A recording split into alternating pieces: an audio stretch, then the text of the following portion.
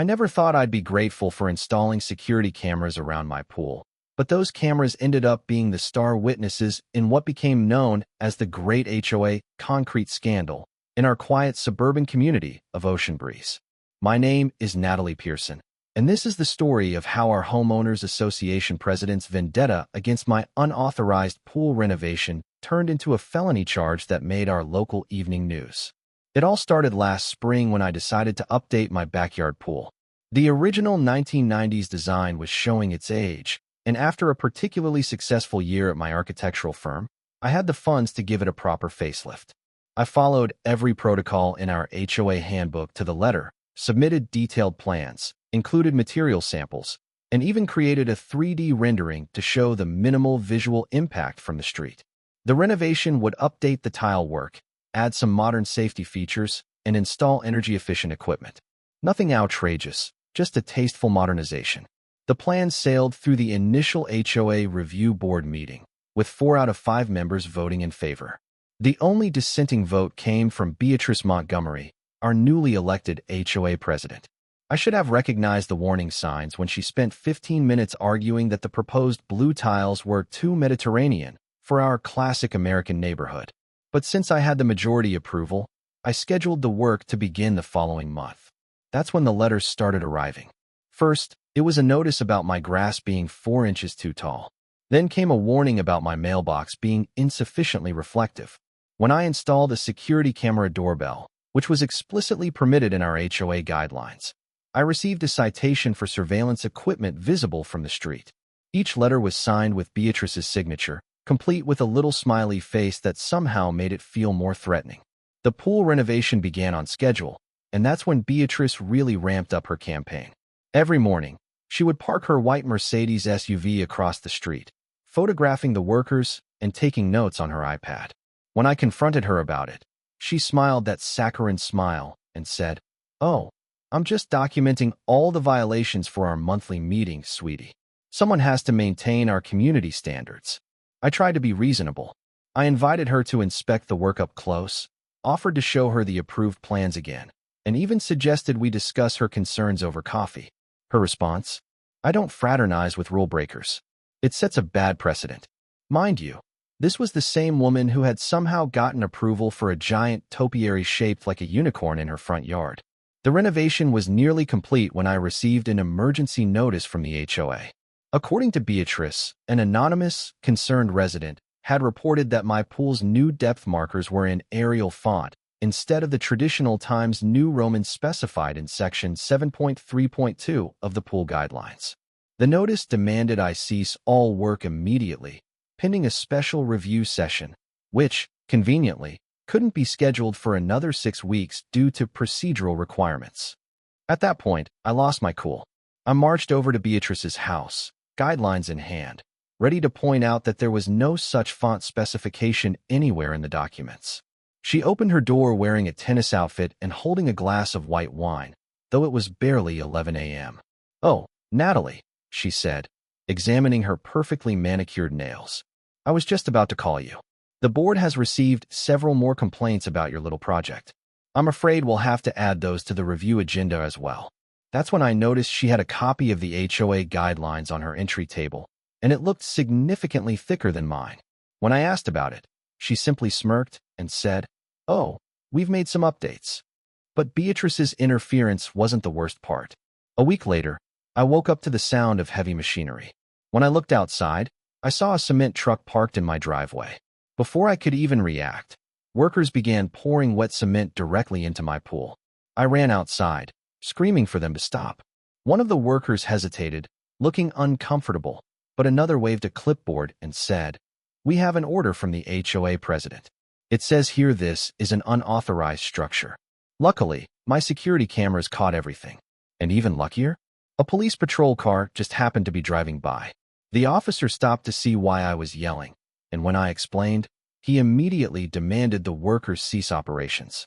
After a brief phone call to his station, things escalated quickly. It turns out Beatrice hadn't just ordered this little stunt on her own. She had coordinated it with a local real estate investor, Gregory Whitman, who had been buying up properties in our neighborhood at below-market rates. With the help of the HOA, he had been pushing out homeowners under the guise of violations and flipping houses for a profit. The police launched an investigation, and within a month, Beatrice was arrested for fraud, property destruction, and conspiracy to manipulate property values. Gregory Whitman was also implicated in the scheme, and both faced hefty fines and potential jail time. The HOA board was dissolved, and a new leadership team was elected. As for my pool, after a long legal battle, I was awarded damages, and I finally completed my renovation, this time with even better upgrades. And yes, I kept the blue Mediterranean tiles, just as planned. The concrete scandal became one of the biggest HOA controversies in the state, and I still get calls from reporters asking for updates.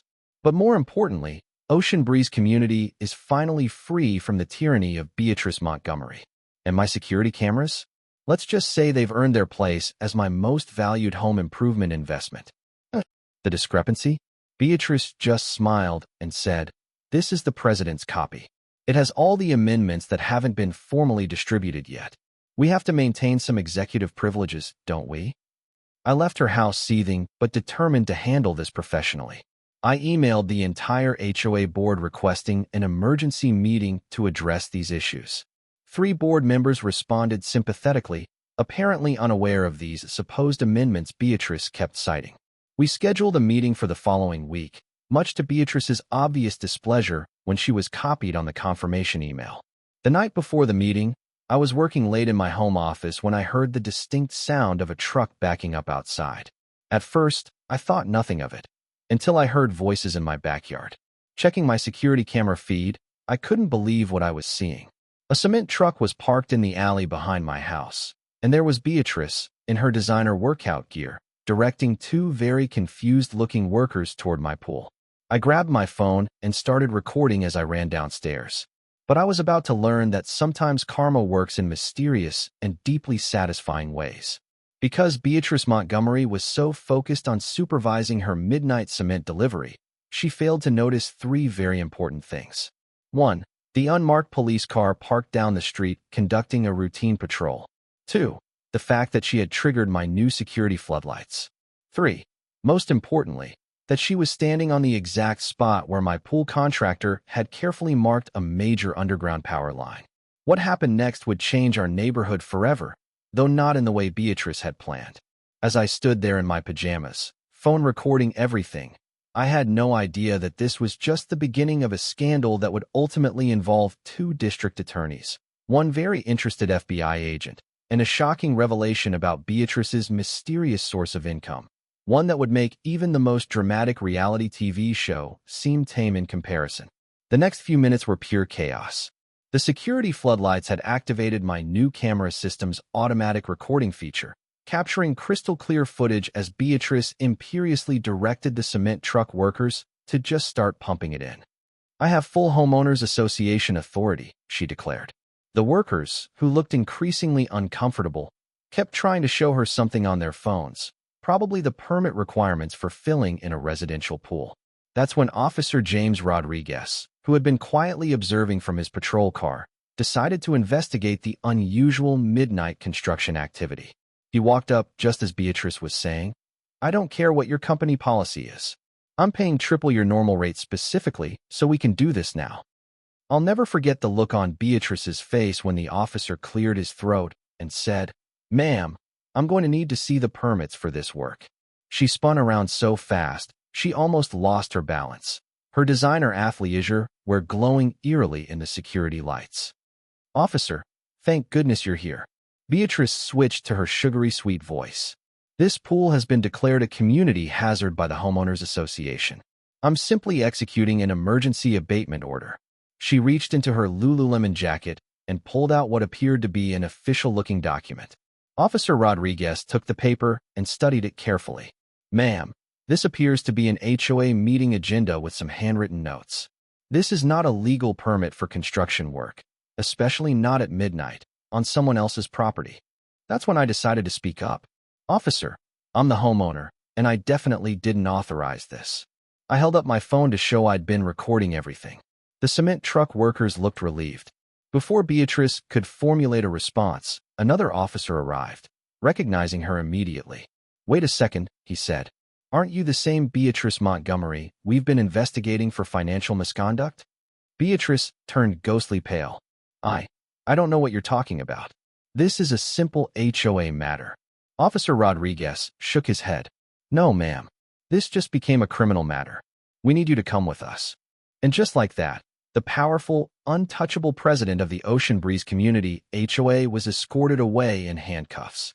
As the news of the concrete scandal spread, it was revealed that Beatrice had been embezzling funds from the HOA for years. She had secretly funneled over $250,000 into personal accounts and had been using her position to manipulate real estate values, working closely with none other than local investor Gregory Whitman. In the weeks that followed, Beatrice was formally charged with multiple counts of fraud, property damage, and conspiracy. Gregory Whitman, her silent partner in corruption, faced charges of his own for real estate fraud and unlawful business dealings. As for me, I finished my pool renovation exactly as planned.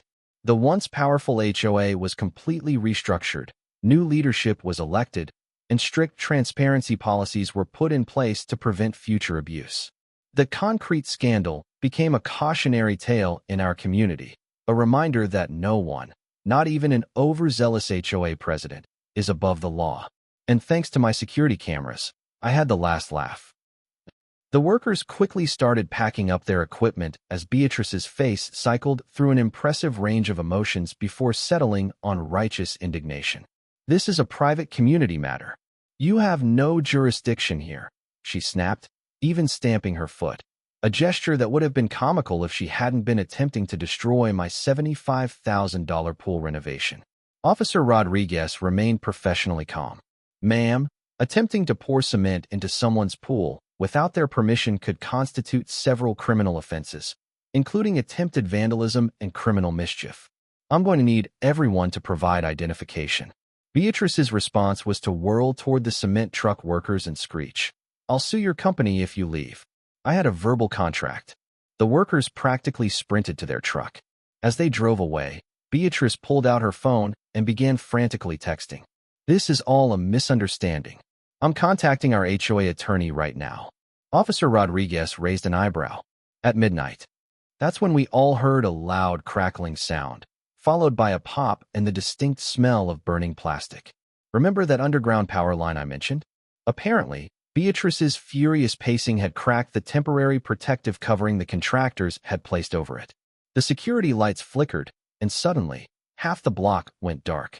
Officer Rodriguez immediately called for backup and contacted the power company. As we waited, Beatrice continued insisting that this was all a misunderstanding. But her story kept changing. First, it was an emergency HOA action. Then, it was a pre-approved pool removal project I had supposedly signed off on months ago. Finally, she claimed she was doing me a favor because my pool renovation was allegedly reducing property values. The power company arrived quickly, along with 2 additional police officers. As they assessed the damage, I noticed Beatrice's phone buzzing repeatedly. She kept declining calls from a number labeled Gregory Urgent. At the time, I didn't think much of it, but that phone number would later prove to be crucial evidence in what was about to unfold. The officers took statements from everyone.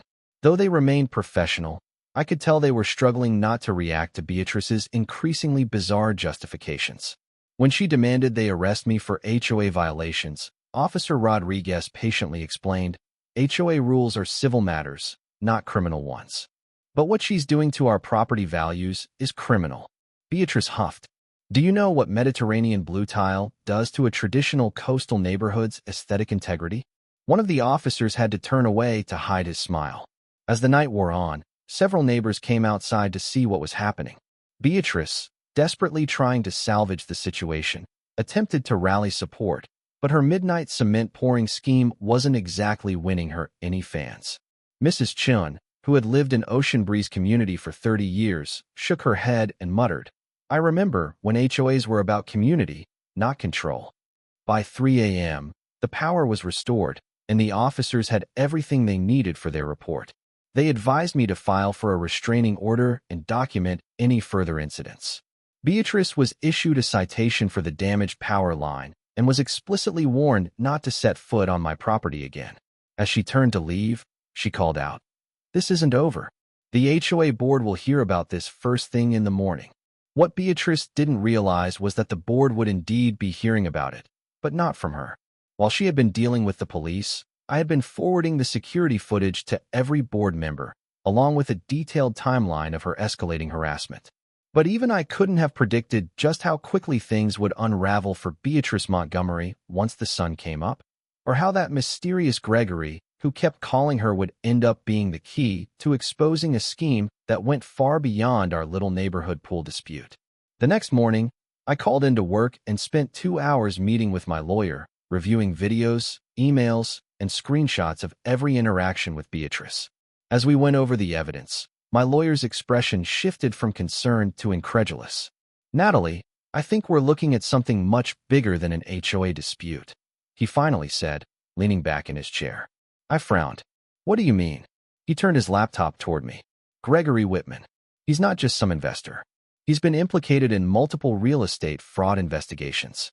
If Beatrice was working with him, we could be dealing with a full-blown corruption case." I stared at the screen, my mind racing. The concrete scandal was only just beginning. A slightly gleeful Mrs. Pearson leaned forward. "I don't often say this, but I think you should let me contact the district attorney's office. This goes beyond simple harassment."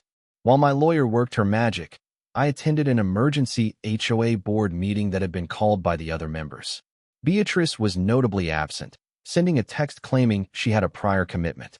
The other board members were horrified by the security footage. That's when the real revelations started pouring in. Board member Janet Wilson had been quietly investigating some irregularities in the HOA's financial records. What she found was far worse than anyone expected. Beatrice had been artificially inflating violation fines and funneling the excess funds into a separate, unregistered account. And the mysterious Gregory Whitman? He was a real estate developer notorious for buying out struggling HOA communities at steep discounts. The scheme was breathtaking in its audacity. Beatrice had been working with Gregory to systematically lower property values in Ocean Breeze community through aggressive enforcement and arbitrary rule changes. Meanwhile, Gregory's company had been discreetly acquiring properties at reduced prices.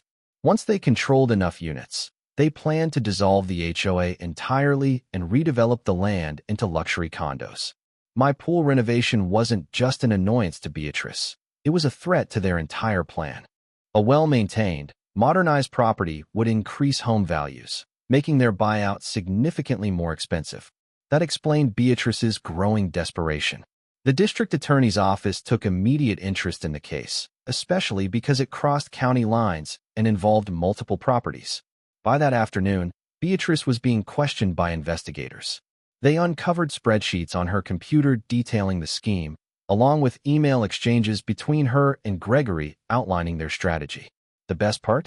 She had used the HOA's official email account for everything, making all of it admissible evidence. The next few weeks were intense. Beatrice was arrested and charged with multiple felonies, including fraud, conspiracy, and attempted vandalism. Gregory, seeing the writing on the wall, turned state's evidence against her in exchange for a reduced sentence. Local news stations camped outside our neighborhood, interviewing residents about the HOA corruption scandal. One particularly witty reporter dubbed it the concrete scandal. The most satisfying moment came during Beatrice's arraignment. She arrived in court wearing designer clothes and her trademark smug expression, clearly expecting to talk her way out of trouble. But when the judge began reading the charges and mentioned a potential 10-year sentence, her mask cracked like cheap porcelain. Her lawyer immediately started negotiating a plea deal. In the end, Beatrice accepted a plea bargain: 2 years in prison, substantial fines, and full restitution to the homeowners she had fraudulently fined. She was also permanently barred from serving on any HOA board ever again. Gregory's company was hit with massive fines and forced to sell back the properties they had acquired. The aftermath brought unexpected changes to Ocean Breeze community. With Beatrice gone, the new HOA board, led by Mrs. Chun, rewrote our bylaws to be more transparent and fair. Financial records were made publicly accessible, and fines now required approval from a committee rather than a single board member. They even unanimously approved my pool renovation, Mediterranean blue tiles and all. Last week, my pool was finally completed. To celebrate, I hosted a neighborhood pool party. As I watched kids splash in the water and neighbors chat on the new deck, Mrs. Chun raised her glass in a toast. To Natalie, she said, who reminded us that sometimes fighting back is the best way to bring a community together. I couldn't help but laugh when someone suggested adding a small plaque by the pool to commemorate the whole ordeal. The proposed text: "This pool survived cement, corruption, and Karen, and so did we." The last I heard, Beatrice was struggling to adjust to prison life. Apparently, she attempted to form an inmate advisory committee to regulate the color of prison uniforms. It did not go over well. According to a corrections officer, her fellow inmates now call her the HOA Karen and have unanimously voted to reject her proposed changes to the exercise yard rules. As for me, I'm enjoying my beautiful new pool, secure in the knowledge that my security cameras are always recording, just in case another HOA president gets any creative ideas about midnight construction projects. Sometimes, the best revenge isn't just winning. It's making sure real change happens because of it.